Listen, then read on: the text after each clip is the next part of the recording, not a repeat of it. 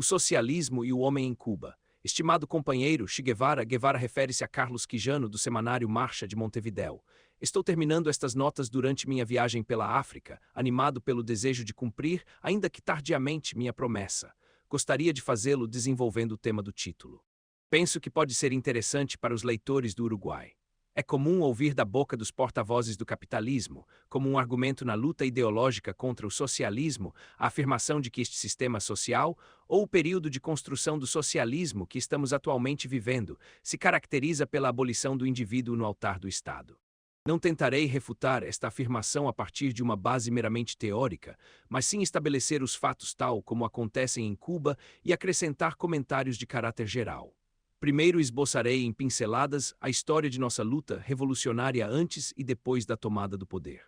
Como se sabe, a data exata em que se iniciaram as ações revolucionárias, que culminaram com o 1 grau de janeiro de 1959, foi 26 de julho de 1953. Um grupo de homens dirigidos por Fidel Castro atacou na madrugada desse dia o quartel Moncada na província de Oriente. O ataque foi um fracasso, o fracasso se transformou em desastre e os sobreviventes foram parar na prisão para reiniciar, logo depois de terem sido anistiados, a luta revolucionária. Durante este processo existiam apenas germes de socialismo e o homem era um fator fundamental. Nele se confiava, era individualizado, específico, com nome e sobrenome, e o triunfo ou o fracasso da ação empreendida dependia da sua própria capacidade. Chegou a etapa da luta guerrilheira. Esta se desenvolveu em dois ambientes diferentes. O povo, massa ainda adormecida que precisava ser mobilizada, e sua vanguarda, a guerrilha, motor impulsor do movimento, gerador de consciência revolucionária e de entusiasmo combativo. Esta vanguarda foi o agente catalisador, aquele que criou as condições subjetivas necessárias à vitória. Na vanguarda também, no interior do processo de proletarização do nosso pensamento, da revolução que se processava em nossos hábitos e nossas mentes, o indivíduo foi o fator fundamental. Cada um dos combatentes da Sierra Maestra que alcançou algum grau superior nas forças revolucionárias tem em seu haver uma história de fatos notáveis. Era em função destes fatos que ele conseguia seus galões. Esta foi a primeira época heróica na qual se disputava para conseguir um cargo de maior responsabilidade, onde o perigo era maior sem outra satisfação que a do dever cumprido. No nosso trabalho de educação revolucionária voltamos bastante sobre este tema educativo.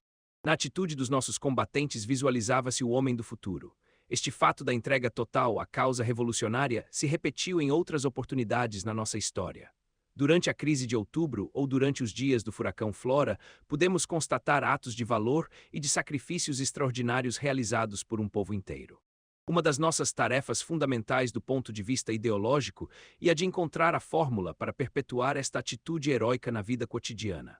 Em janeiro de 1959, o governo revolucionário se estabeleceu com a participação de vários membros da burguesia entreguista.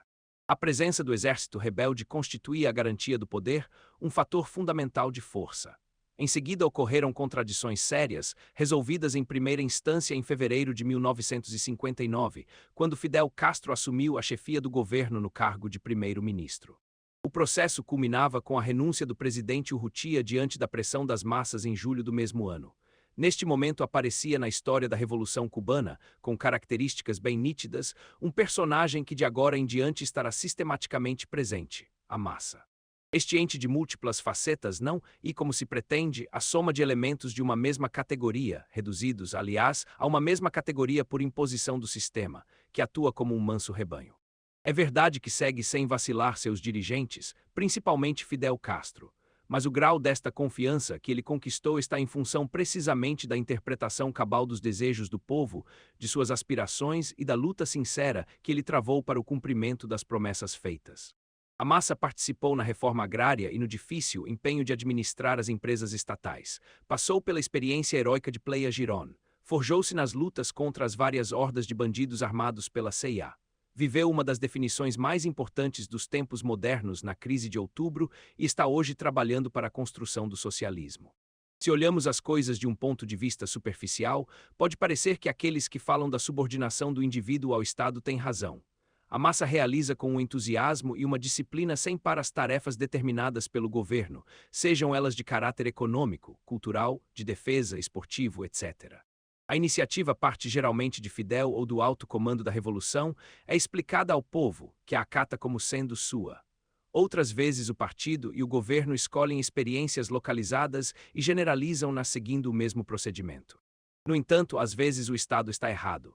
Quando um desses erros se produz, nota-se uma diminuição do entusiasmo coletivo através de uma diminuição quantitativa de cada um dos elementos que formam este coletivo, e o trabalho diminui até ficar reduzido a proporções insignificantes. Esse é o momento de corrigir. Isso aconteceu em março de 1962, diante da política sectária imposta ao partido por Aníbal Escalante. É evidente que o mecanismo não é suficiente para assegurar uma série de medidas sensatas e que falta uma conexão mais estruturada com a massa. Devemos melhorar isso no decorrer dos próximos anos, mas para o caso das iniciativas provindas das instâncias superiores do governo, utilizamos por enquanto o método quase intuitivo de auscultar as reações gerais face aos problemas colocados. Fidel é mestre nisso e seu modo particular de integração com o povo só pode ser apreciado vendo atuar. Nas grandes concentrações públicas observa-se algo como o diálogo de dois diapasões, cujas vibrações provocam outras no interlocutor. Fidel e a massa começam a vibrar num diálogo de intensidade crescente até alcançar o clímax num final abrupto coroado por nosso grito de luta de vitória. O que fica difícil entender para quem não vive a experiência da revolução e esta estreita unidade dialética existente entre o indivíduo e a massa, onde ambos se interrelacionam, e a massa, por sua vez, enquanto conjunto de indivíduos, se interrelaciona com os dirigentes. No capitalismo pode-se verificar alguns fenômenos desse tipo quando aparecem políticos capazes de conseguir a mobilização popular, mas se não se tratar de um autêntico movimento social, e nesse caso não é totalmente lícito falar de capitalismo, o movimento durará enquanto durar a vida de quem o impulsiona ou até o fim das ilusões populares, imposto pelo rigor da sociedade capitalista. Nesta sociedade o homem é dirigido por uma ordem fria que habitualmente escapa ao domínio de sua compreensão. O indivíduo alienado tem um cordão umbilical invisível que o liga à sociedade no seu conjunto, a lei do valor. Ela atua em todos os aspectos de sua vida, modela seu caminho e seu destino. As leis do capitalismo, invisíveis para o homem comum e cegas, atuam sobre o indivíduo sem que este o perceba. Ele vê apenas a amplitude de um horizonte que parece infinito. É apresentado desse modo pela propaganda capitalista, que pretende tirar do caso Rockefeller verídico ou não uma lição sobre as possibilidades de êxito. A miséria que é necessária acumular para que surja um exemplo como este e a quantidade de desgraças que uma fortuna dessa magnitude ocasionou para poder existir não aparecem no quadro, e nem sempre as forças populares têm a possibilidade de aclarar estes conceitos. Caberia aqui uma indagação sobre como, nos países imperialistas, os trabalhadores perdem seu espírito de classe internacional por causa de uma certa cumplicidade na exploração dos países dependentes e como este fato ao mesmo tempo diminui o espírito de luta das massas no próprio país. Mas este é um tema que foge ao propósito destas notas. De qualquer maneira, mostra-se o caminho com obstáculos que, aparentemente, o indivíduo com as qualidades necessárias pode superar para chegar até a meta final. O prêmio é visualizado à distância, o caminho é solitário. Além de tudo, é preciso transformar-se em lobo, pode-se chegar apenas à custa do fracasso de outros. Tentarei agora definir o indivíduo, ator desse estranho e apaixonante drama que é a construção do socialismo, em sua dupla existência de ser único e membro da comunidade. Penso que o mais simples é reconhecer sua qualidade de não feito, de produto não acabado. As taras do passado se transmitem até o presente na consciência individual e a necessidade de se fazer um trabalho contínuo para erradicá-las. O processo é duplo. Por um lado, a sociedade atua com sua educação direta e indireta, por outro lado, o indivíduo se submete a um processo consciente de autoeducação. A nova sociedade em formação deve competir muito duramente com o passado.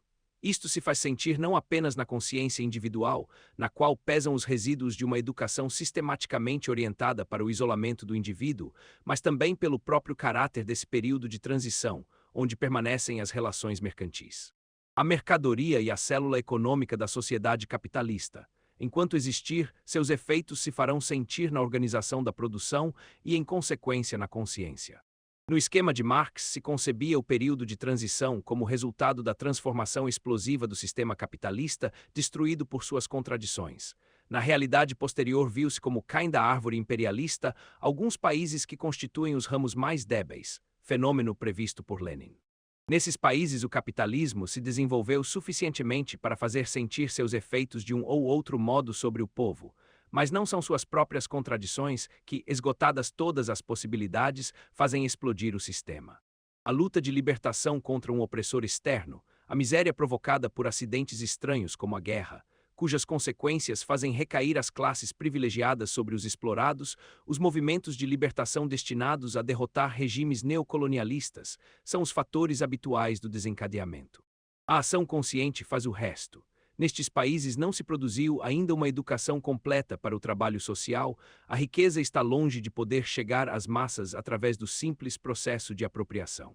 O subdesenvolvimento, por um lado, e a habitual fuga de capitais, até países civilizados, por outro, tornam impossível uma mudança rápida e sem sacrifícios.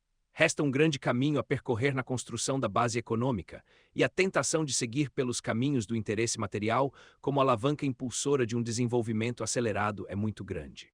Corre-se o perigo de que as árvores impeçam de ver o bosque, perseguindo a quimera de realizar o socialismo graças às armas que nos legou o capitalismo, a mercadoria como célula econômica, a rentabilidade, o interesse material individual como alavanca, etc. Pode-se chegar a um beco sem saída. Pode-se percorrer uma longa distância na qual os caminhos se cruzam muitas vezes e onde é difícil perceber o momento em que se errou de caminho. Entretanto, a base econômica adaptada fez seu trabalho de corrosão sobre o desenvolvimento da consciência. Para construir o comunismo, paralelamente à base material, tem que se fazer um homem novo. Daí a importância de escolher corretamente o instrumento de mobilização das massas. Esse instrumento deve ser de índole moral fundamentalmente, sem esquecer uma correta utilização do estímulo material, sobretudo de natureza social.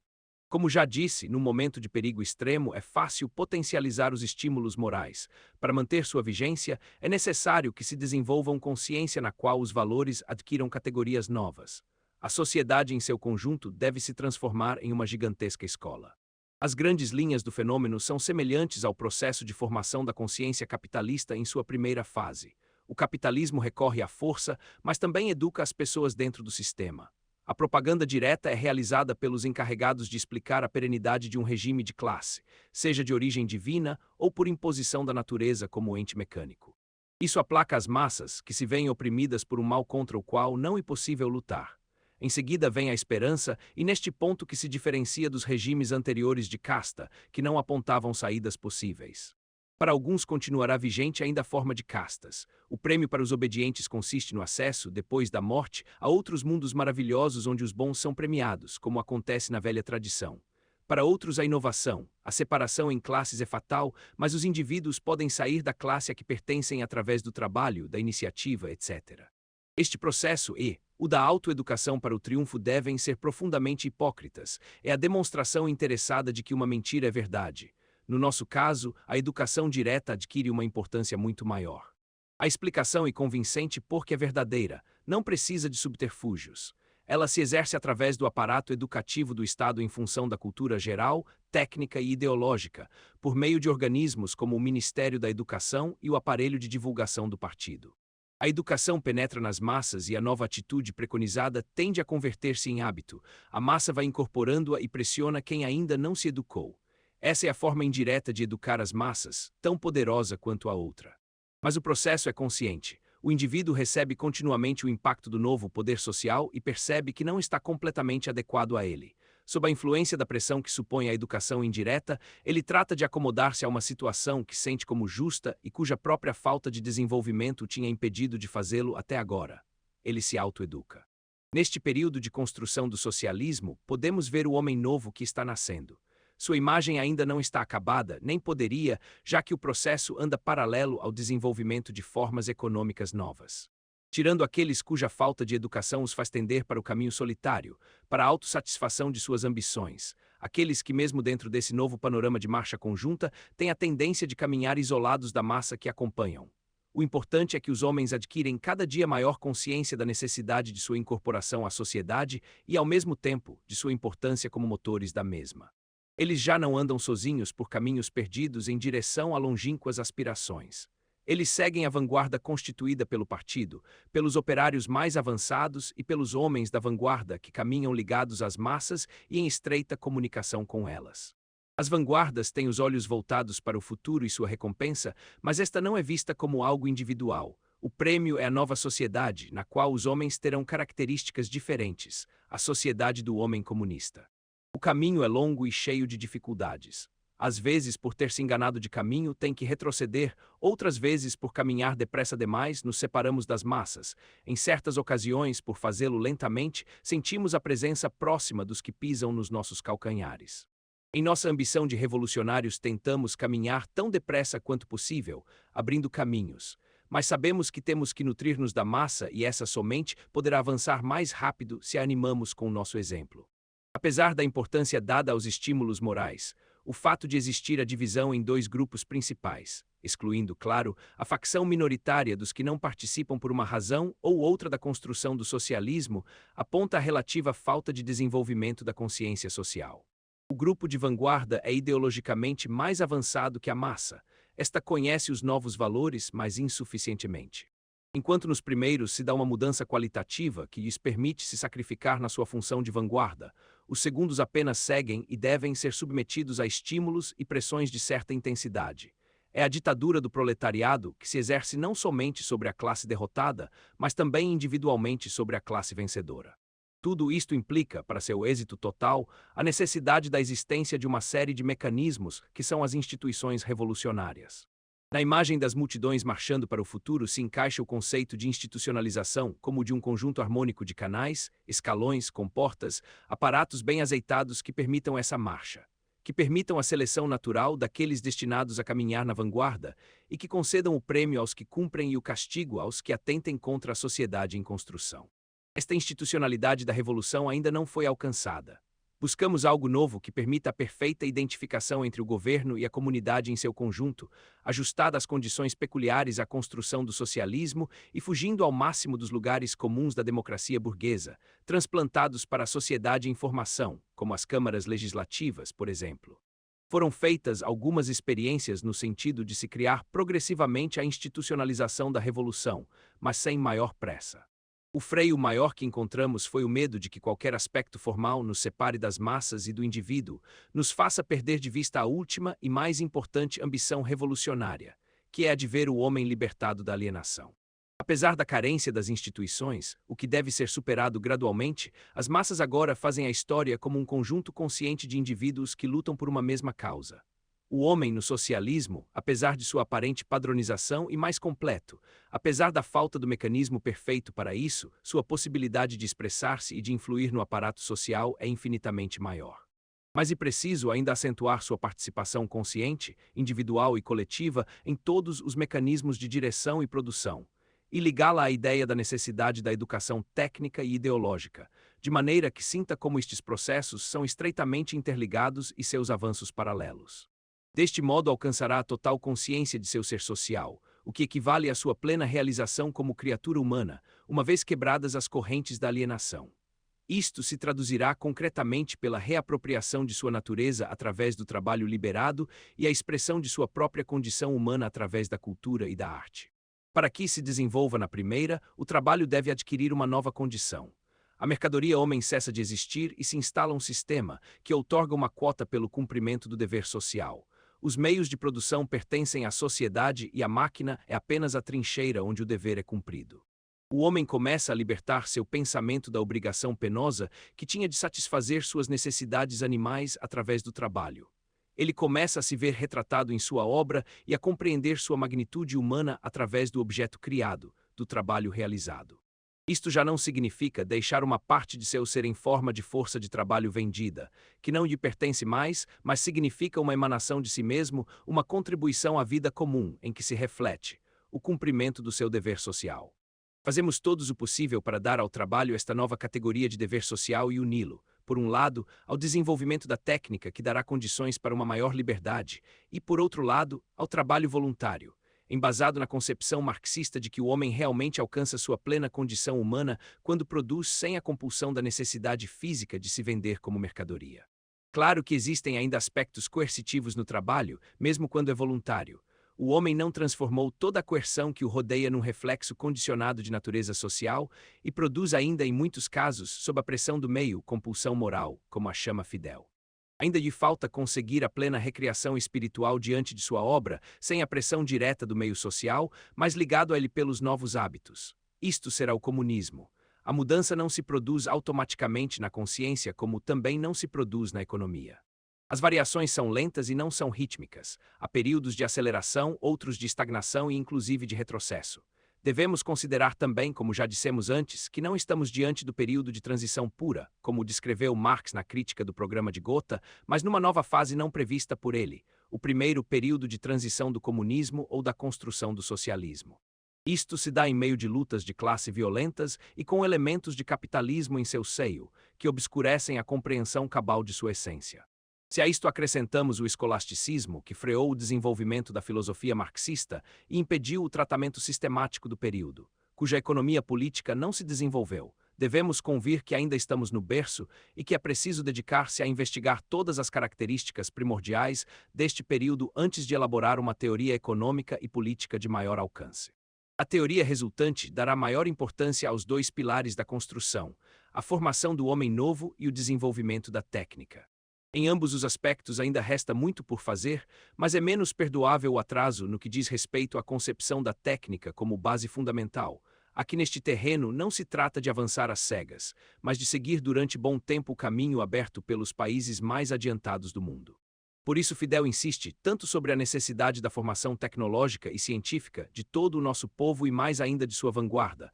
No campo das ideias que conduzem a atividades não produtivas, é mais fácil ver a divisão entre a necessidade material e a espiritual. Faz muito tempo que o homem tenta libertar-se da alienação mediante a cultura e a arte. Ele morre diariamente 8 ou mais horas por dia enquanto atua como mercadoria para ressuscitar depois através de sua criação espiritual. Mas este remédio traz os germes da mesma doença. É um ser solitário que busca comunhão com a natureza. Ele defende sua individualidade oprimida pelo meio e reage diante das ideias estéticas como um ser único cuja aspiração é permanecer imaculado. Trata-se apenas de uma tentativa de fuga. A lei do valor já não é um mero reflexo das relações de produção. Os capitalistas monopolistas rodeiam-na de um complicado sistema que a converte numa serva dócil, mesmo que os métodos empregados sejam puramente empíricos. A superestrutura impõe um tipo de arte no qual os artistas têm que ser educados. Os rebeldes são dominados pela maquinaria e somente os talentos excepcionais poderão criar sua obra própria. Os restantes se tornam assalariados envergonhados ou são triturados. Inventa-se a investigação artística que se dá cor no definição da liberdade, mas esta pesquisa tem seus limites, imperceptíveis até o momento de se chocar com eles, ou seja, de se colocar os problemas reais do homem em sua alienação. A angústia sem sentido ou o passatempo vulgar constituem válvulas cômodas para a preocupação humana. Combate-se a ideia de fazer da arte uma arma de denúncia. Se as regras do jogo são respeitadas, pode-se obter todas as honras, as que ganharia um macaco ao inventar piruetas. A condição é não tentar escapar da jaula invisível. Quando a revolução tomou o poder, produziu-se o êxodo dos domesticados. Os demais, revolucionários ou não, viram um novo caminho. A pesquisa artística ganhou um novo impulso. No entanto, os caminhos estavam mais ou menos traçados e o sentido do conceito fuga se escondeu por trás da palavra liberdade. Os próprios revolucionários mantiveram muitas vezes esta atitude, reflexo do idealismo burguês na consciência. Em países que passaram por um processo similar, tentou-se combater estas tendências com um dogmatismo exagerado. A cultura geral se converteu em tabu e a representação formalmente exata da natureza foi proclamada o ápice da aspiração cultural, e esta se converteu logo numa representação mecânica da realidade social que se queria fazer ver, a sociedade ideal, quase sem conflitos e contradições, que se tentava criar. O socialismo é jovem e comete erros. Nós, os revolucionários, carecemos dos conhecimentos e da audácia intelectual necessários para encarar a tarefa do desenvolvimento de um novo homem por métodos diferentes dos convencionais. E os métodos convencionais sofrem a influência da sociedade que os criou. Mais uma vez se coloca o tema da relação entre forma e conteúdo. A desorientação grande e os problemas da construção material nos absorvem. Não existem artistas reconhecidos que por sua vez tenham autoridade revolucionária. Os homens do partido devem assumir esta tarefa e tentar conseguir o objetivo principal, educar o povo. Procura-se então a simplificação, que é o que todo mundo entende e que é também o que os funcionários entendem. A pesquisa artística autêntica é anulada e o problema da cultura geral é reduzido a uma apropriação do presente socialista e do passado morto, portanto não perigoso. Assim nasce o realismo socialista sobre as bases da arte do século passado. Mas a arte realista do século XIX também é de classe, talvez mais puramente capitalista do que esta arte decadente do século XX, onde transparece a angústia do homem alienado. O capitalismo, em termos de cultura, já deu tudo de si e dele não resta nada senão o anúncio de um cadáver fedorento. Em arte, sua decadência de hoje. Mas porque pretender buscar nas formas congeladas do realismo socialista a única receita válida. Não se pode opor ao realismo socialista a liberdade, porque esta não existe ainda e não existirá até o desenvolvimento completo da sociedade nova. Mas não se deve pretender condenar todas as formas de arte posteriores à primeira metade do século XIX. Desde o trono pontifício do realismo, pois se cairia num erro proudhoniano de retorno ao passado, colocando camisa de força na expressão artística do homem que nasce e se constrói hoje. Falta o desenvolvimento de um mecanismo ideológico e cultural que permita a pesquisa e destrua a erva daninha tão facilmente multiplicável no terreno beneficiado pela subvenção estatal. No nosso país, o erro do mecanicismo realista não ocorreu, mas sim um outro de signo contrário. Deu-se por não se ter compreendido a necessidade da criação do homem novo, que não seja o representado pelas ideias do século XIX nem tampouco pelas do nosso século decadente mórbido. O homem do século XXI é aquele que devemos criar, mesmo que ainda seja uma aspiração subjetiva e não sistematizada. Este é precisamente um dos pontos fundamentais do nosso estudo e do nosso trabalho, e na medida em que consigamos êxitos concretos sobre uma base teórica, ou, vice-versa, se extraiam conclusões teóricas de caráter amplo sobre a base de nossa pesquisa concreta, teremos dado uma contribuição valiosa ao marxismo-leninismo, a causa da humanidade. A reação contra o homem do século XIX nos fez cair na reincidência do decadentismo do século XX. Não é um erro demasiadamente grave, mas devemos superá-lo sob pena de abrir um largo espaço ao revisionismo. As grandes multidões estão se desenvolvendo, as novas ideias vão alcançando ímpeto adequado no seio da sociedade e as possibilidades materiais de desenvolvimento integral de absolutamente todos os seus membros tornam o labor muito mais frutífero. O presente é de luta, o futuro é nosso. Resumindo, a culpa de muitos dos nossos intelectuais e artistas reside em seu pecado original, não são autenticamente revolucionários. Podemos tentar enxertar o olmo para que dê peras, mas simultaneamente temos que plantar a pereira. As novas gerações estarão livres do pecado original. As probabilidades de que surjam artistas excepcionais serão tanto maiores quanto mais se tenha ampliado o campo da cultura e a possibilidade de expressão. Nossa tarefa consiste em impedir que a geração atual, desarticulada por seus conflitos, se perverta e perverta as novas. Não devemos criar assalariados dóceis ao pensamento oficial nem bolsistas que vivam do amparo governamental, exercendo uma liberdade entre aspas. Logo virão os revolucionários que entoam o canto do homem novo com a voz autêntica do povo. É circunflexo um processo que exige tempo. Na nossa sociedade, a juventude e o Partido Comunista desempenham um grande papel. A primeira e particularmente importante por ser a matéria maleável com a qual se pode construir o homem novo sem nenhuma das taras anteriores. Ela recebe um tratamento de acordo com nossas ambições. Sua educação é cada vez mais completa e não esquecemos sua integração com o trabalho desde os primeiros momentos. Nossos bolsistas fazem trabalho físico durante suas férias ou simultaneamente com o estudo. O trabalho em certos casos é um prêmio, em outros um instrumento de educação, mas nunca um castigo. Uma nova geração nasce, o partido e uma organização de vanguarda. Os melhores trabalhadores são propostos por seus companheiros para integrá-lo. Ele é minoritário, mas de grande importância pela qualidade de seus quadros. Nossa aspiração é que o partido seja de massas, mas somente quando as massas tenham alcançado o nível de desenvolvimento da vanguarda, quer dizer, quando estejam educadas para o comunismo. O trabalho é dirigido para esta educação. O partido é o exemplo vivo. Seus quadros devem dar aulas de labor e sacrifício, devem levar com sua ação as massas até o fim da tarefa revolucionária, o que implica anos de dura luta contra as dificuldades da construção, dos inimigos de classe, as marcas do passado, o imperialismo. Eu queria agora explicar o papel desempenhado pela personalidade, pelo homem como indivíduo dirigente das massas que fazem a história. É nossa experiência e não uma receita. Nos primeiros anos, Fidel deu à revolução o impulso, a direção, a tônica sempre, mas existe um bom grupo de revolucionários que se desenvolveram no mesmo sentido que o dirigente máximo, e uma grande massa que segue seus dirigentes porque tem fé neles porque souberam interpretar seus anseios. Não se trata de quantos quilos de carne se come ou de quantas vezes por ano alguém pode ir passear na praia, nem de quantas belezas que vêm do exterior podem ser compradas com os salários atuais. Trata-se precisamente do indivíduo se sentir mais pleno, com muito mais riqueza interior e com muito mais responsabilidade. O indivíduo do nosso país sabe que a época gloriosa em que dia é dado viver é de sacrifício. Os primeiros o conheceram na Sierra Maestra e onde quer que se tenha lutado, depois o conhecemos em toda Cuba. Cuba é a vanguarda da América e deve fazer sacrifícios por ocupar justamente este lugar e por que indique às massas da América Latina o caminho da liberdade total. No interior do país, os dirigentes devem cumprir seu papel de vanguarda. E temos que dizê-lo com toda a sinceridade, em uma revolução verdadeira, na qual se dá tudo, da qual não se espera nenhuma retribuição material. A tarefa do revolucionário de vanguarda e ao mesmo tempo magnífica e angustiante.